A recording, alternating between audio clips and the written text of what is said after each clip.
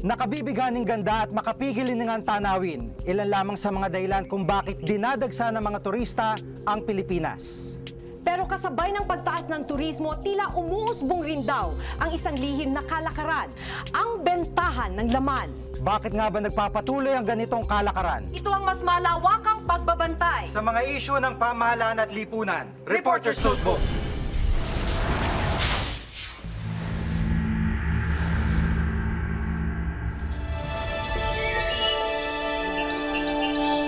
Hindi may kakailang mayaman ang Pilipinas sa biyaya ng kalikasan.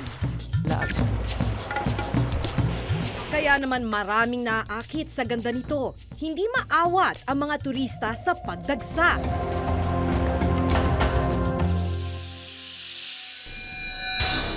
Pero ang ilang tourist spots, hindi lang daw dinarayo dahil sa ganda. May iba pa raw dahilan kung bakit nauhumaling ang ilang turista sa ilang lugar.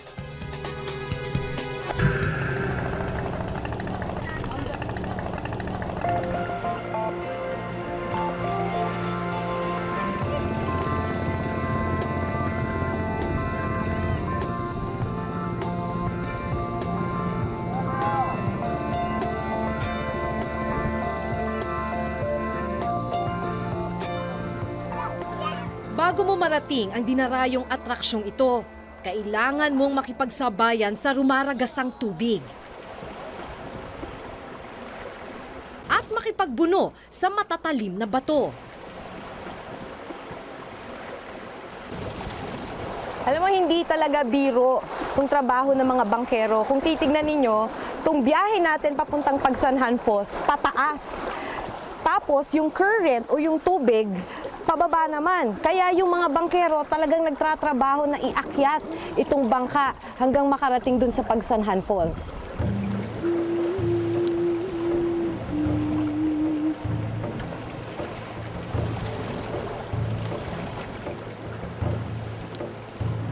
Masukal man ang daan, sasalubungin ka naman ng magandang tanawin. Pero patikim pa lang ito.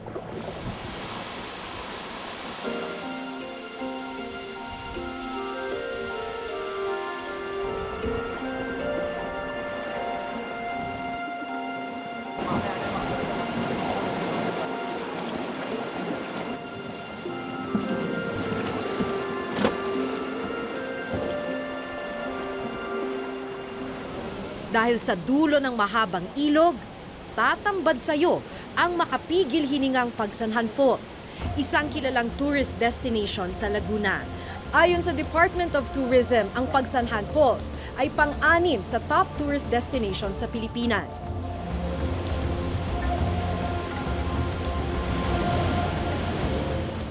Ang problema, hindi lang to dinarayo dahil sa ganda ng lugar, kundi dahil din sa bentahan ng laman. Minsan nang napasabak sa ganitong kalakaran ang 15 taong gulang na si Alex, hindi niya tunay na pangalan. Isang foreigner na bumisita sa Pagsanhan, ang una niyang naging customer. 13 taong gulang pa lang siya noon. Barkada po, sasama po ako. Nirekomenda na sa Amerikano. Tapos, ayun po, pinapaano kami ng Amerikano. Kasama ang 4 niyang kabarkada, dinala sila ng turista sa isang tagong lugar. Sa pilitan daw silang pinagamit ng droga. At pagkatapos, Inaano po kami, ginagala po kami. Inaano po yung namin, ari. 500 piso ang ibinayad kay Alex at sa mga kaibigan nito. Pinaghati-hatian pa nila ito. Ulila sa ina, tas tricycle driver lang pong tatay ko. Minsan po, mahina ang tricycle, hindi pa makapag-boundary. Ayun po, kaya po nasabi ko pong mahirap ang buhay. Tawag ng pangangailangan din ang nagtulak kay Edwin, hindi niya tunay na pangalan, para pasukin ang bentahan ng laman sa Pagsanhan. Pagsasagwan na ang nakagisnang hanap buhay ni Edwin. 150 pesos ang karaniwang kinikita ng isang bangkero kada araw. At dahil hindi ito sapat para buhayin ang pamilya, napilitan siyang kagatin ang alok ng ilang foreigners. Bali, yung kasangga ko po, tinawag ko kami doon sa isang hotel na yon dahil kami ang babangka doon. Napatapat po sa amin yung kaibigan kong yun nga, yung puting yun, na siya ang naging pasero ko. Ngayon siguro nagandahan sa serbisyo ko, yun naging kaibigan ko po siya. Dahil direktang nakakasalamuha ang mga dayuhan, wala na raw bugaw na namamagitan sa transaksyon. Hindi kanya tinatanggi dahil mahirap ang buhay eh. Yun po, yung nag-offer ng pera nga number 1. Yun lang, tapos yun. Alam na, yun lang. Pagkatapos naman, wala na. Kapalit daw ang halagang hindi bababa sa 3,000 piso. Yun sa hotel nangyari yung isang beses na yun. Magkano? Alam mo, binigyan niya po ako ng 3,000 nun, ma'am. Sa panandali ang aliw niya. Bukod sa ibinayad sa kanya, niregaluhan pa siya nito ng ibang bagay. Yun nga, biniyaan kami ng bangka. Sa kakanting pera, gano'n. Pero ang lahat daw ay naglaho ring parang bula. Ano yung pagbabago sa tingin mo sa sarili? Yung halimbawa, naubos na yung pera, ano na ulit, yung bakit ko nagawa yun, gano'n. Dahil lang dun sa pera niya. Gustuhin man daw niyang bumiyahe para ibalik ang panahon, tuluyan na siyang tinangay ng agos sa prostitusyon. Bagay na gusto na niyang talikuran ngayong may sarili na siyang pamilya. Nagsisisi po ako. Pero nung huli, wala na namang mangyayari. Pag-iisipin ko pa, hindi na ako nagsising gano'n. Ayon sa International Labor Organization, noong nakaraang taon, nasa 500,000 ang bilang ng prostituted person sa Pilipinas. Walang eksaktong bilang ang mga prostituted male. Bugaw sa pagsanhan ang bangkerong si Rex, hindi niya tunay na pangalan. Nito nga lang daw Marso, isang grupo ng kalalakihan ang nagpatulong sa kanya na kumuha ng 4 na lalaking pwedeng makipagtalik sa kanila. Nung nagpa-boat ride siya, binigyan niya ako ng ng caller number Natawagan ko siya o kaya puntahan ko uli siya pag yung pabalik na uli sila galing pagbabangka. Yung pala, bading. 1,500 daw ang kinita ni Rex sa transaksyong ito. Halos triple sa kinikita niya kada isang biyahe sa pagsasagwan. Maging siya mismo, natipuhan din daw ng grupo. Tingin ko parang naging legal ang nangyari. Siguro baka yung mga kabataan niya dala ng kahirapan na rin siguro. O kaya gusto nilang magkapera at makapag-enjoy, yun nga, makakuha ng pambili ng pang-inom na alak, gano'n. Pero maliban sa ilang kalalakihan, may iba pa kaming natuklasan. Sa aming paglilibot sa pagsanhan pagkagat ng dilim, napag-alaman naming hindi lang lalaki at bangkero ang target ng ilang turista. Sa mismong kalsada sa boundary ng Santa Cruz at Pagsanhan, namataan namin ang 3 babaeng sa unang tingin ay tila nag-aabang lang ng sasakyan. Maya-maya pa, nilapitan na siya ng aming asset at sinabing may mga kaibigan siyang foreigners na naghahanap ng babae. Sa puntong ito, nagpakilala ng isa sa mga babae bilang isang bugaw. 600 hanggat 700 daw ang halaga ng bawat isang babaeng kontak niya. Hindi ko makita si ate kasi. Minsan sa Burnham, sa Jadewell. Ganyan. Tapos sila naman po ang lumalapit eh. Kilala naman na po nila ako. Ang mga istoryang pinarangalan at nagsiwalat sa tunay na kalagayan ng bayan. Ngayon, nasa Reporter's Notebook DVD Volume 2 na. Di ka nahuhuli sa mga isyu at kontrobersyang kinakaharap ng bayan. Sa bantay ng pamahalaan, bantay ng lipunan. The best of Reporter's Notebook DVD Volume 2. Grab a copy at a Power Books branch near you.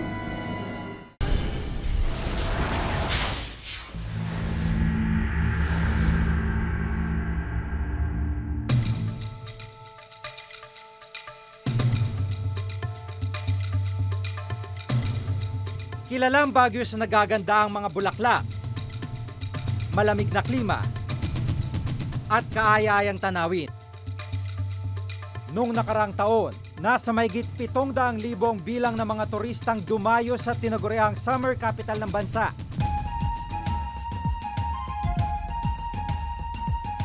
Pero hindi na lang daw sa magagandang tanawin, sikat ang Baguio ngayon.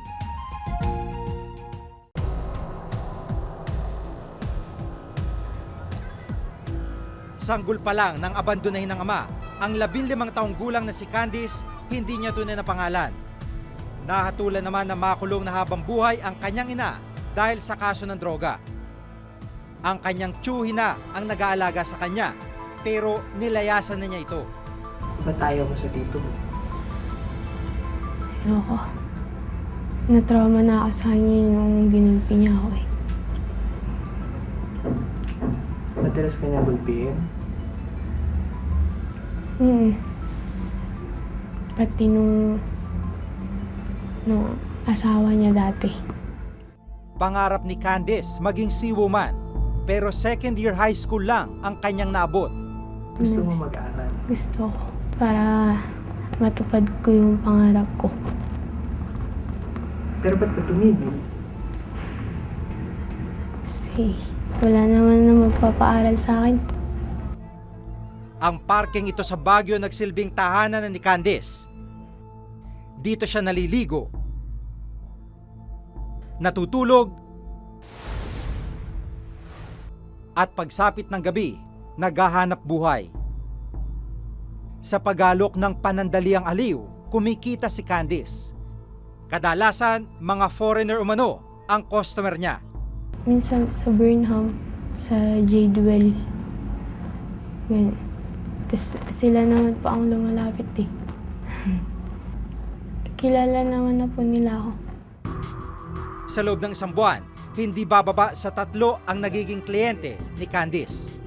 Humigit kumulang 3,000 piso ang kinikita niya kada buwan. Mas malaki sa foreigner. Abot na 800. Ganyan. Pag Pinoy, Nasa 5 lang. Kailangan talaga ng pera. Kasi wala kaming pangkain. Tsaka pangbili ng damit. Walang alam ang pamilya ni Candice sa kanyang trabaho. Wala rin naman na siyang balak na tumigil sa gawaing ito. Hindi nila alam lahat. Pagkagalitan nila ako. Parang natapon yung buhay ko. Nakilala din namin si Grace, hindi niya tunay na pangalan. 15 taong gulang din lamang daw siya nang mapasabak sa ganitong gawain. Nung dalaga pa ako, mga 15. Hanggang ngayon. Ginawa ko kasi dahil nagrebelde lang ako.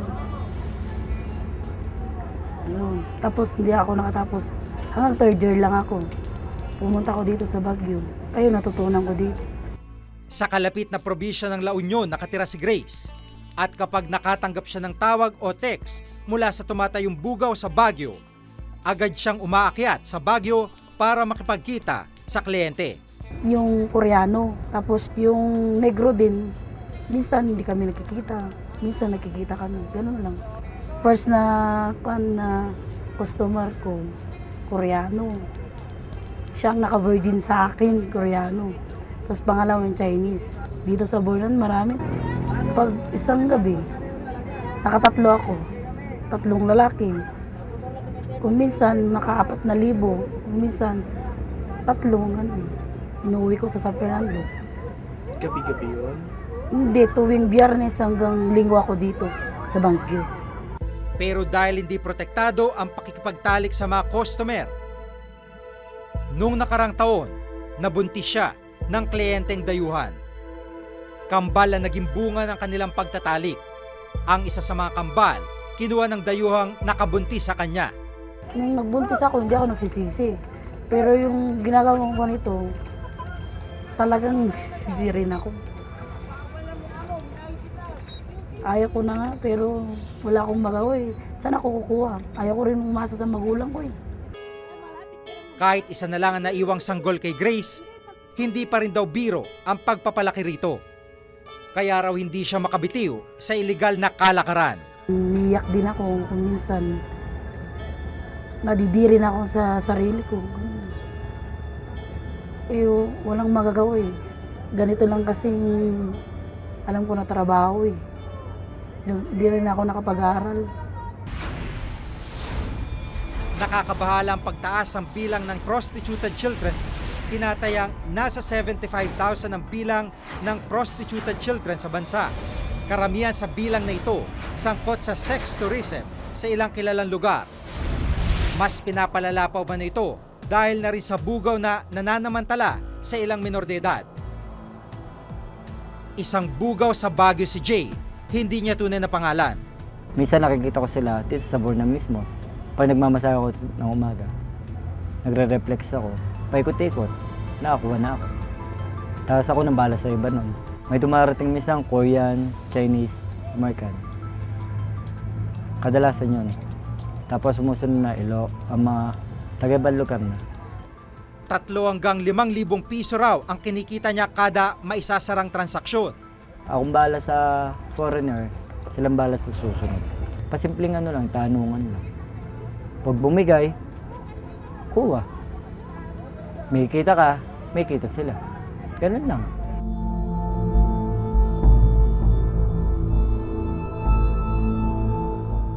Sa aming paglilibot sa parking ito kinagabihan, ibang mukha naman ng prostitusyon ang tumambad sa amin. Ilang kalalakihan ang naabutan naming nakatambay. Naglibot ang aming asset sa loob ng parke. Wala pang ilang minuto, isang lalaki na agad na lumapit at nagalok ng masahe sa halagang 200 piso. 500 piso naman daw kung all the way ang extra service o pakikipagtalik. Maya-maya pa, ilang mga lalaki nasa lubong at lumapit sa aming asset para sa parehong alok.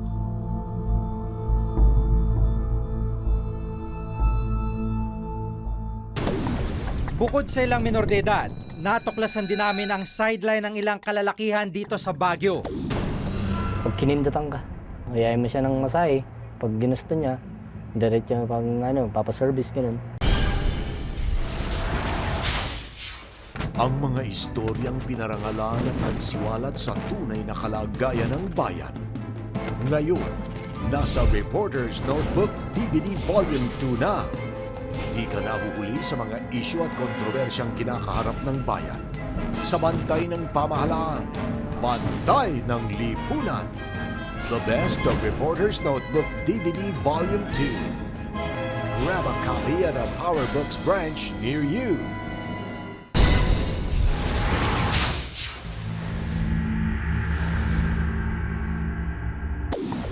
Bukod sa ilang minor de edad, natuklasan din namin ang sideline ng ilang kalalakihan dito sa Baguio.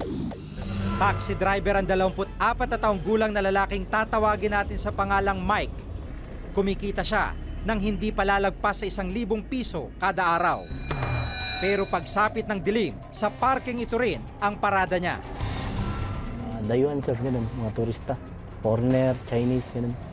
Pag kinindatan ka, ayun lang. Tapos mag-uusap na kayo, magkikwentuhan kayo. Ayayin mo siya ng masahe. Pag ginusto niya, diretso pag papaservice ganun. Sa halagang 500 kada transaksyon, nakapag-uwi siya ng 2,000 piso kada gabi.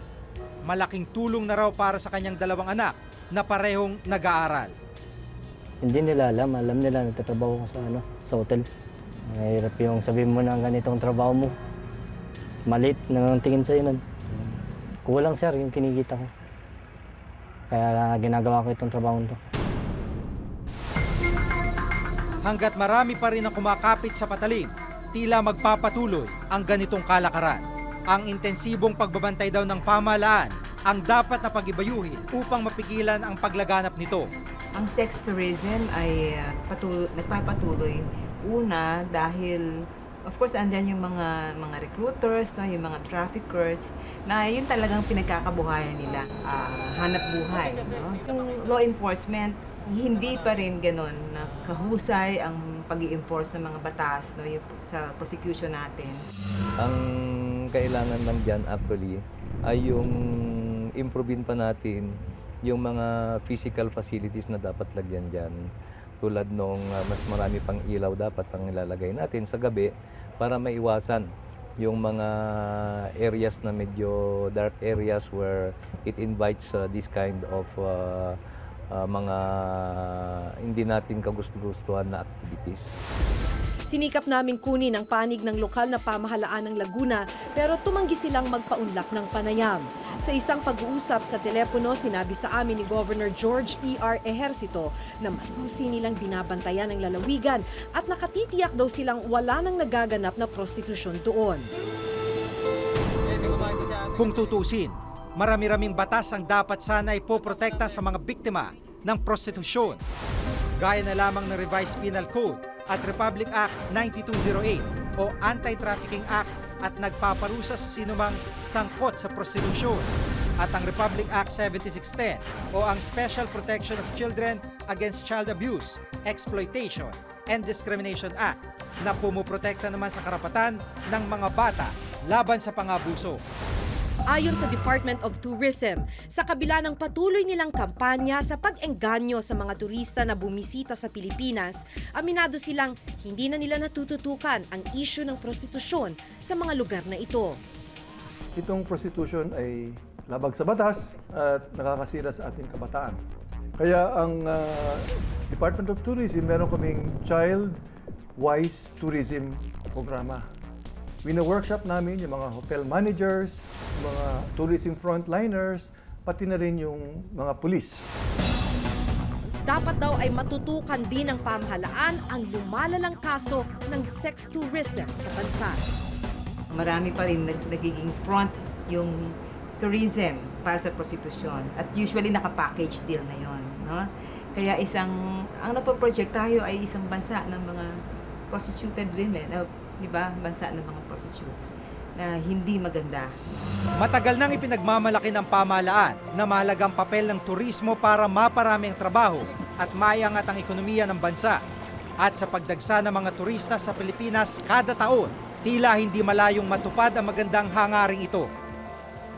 Pero kung ito rin ang magbibigay daan para makompromiso ang moralidad ng ilan nating kababayan, panahon na para magkaroon ng mas mahigpit na pagbabantay ang mga otoridad para masigurong ang dahilan ng pagdayo ng bawat turista ay ang mga ipinagmamalaki nating likas yaman, hindi ang bentahan ng laman.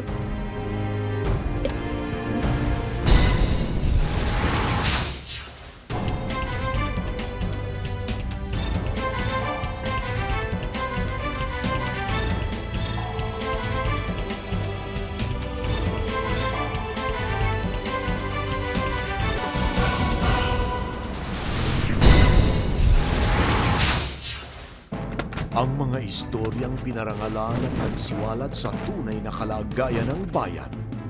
Ngayon, nasa Reporter's Notebook DVD Volume 2 na. Di ka nahuhuli sa mga isyu at kontrobersyang kinakaharap ng bayan. Sa bantay ng pamahalaan, bantay ng lipunan. The best of Reporter's Notebook DVD Volume 2. Grab a copy at a PowerBooks branch near you.